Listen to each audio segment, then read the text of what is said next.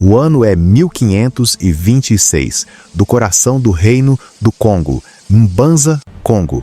Parte uma carta que atravessaria o oceano. O autor, Nzinga a Mbemba, conhecido como Dom Afonso I do Congo.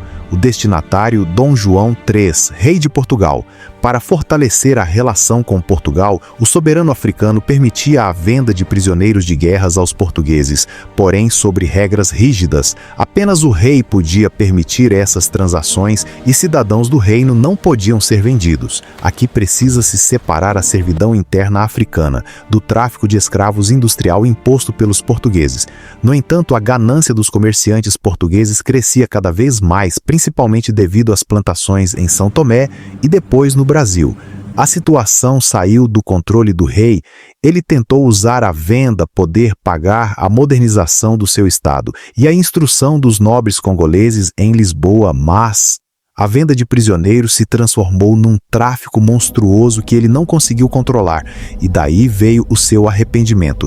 Então escreve para Lisboa, e nas linhas da carta, um grito de justiça. Cada dia os negociantes levam nossos filhos, filhos de nossos nobres e até pessoas de nossa própria família.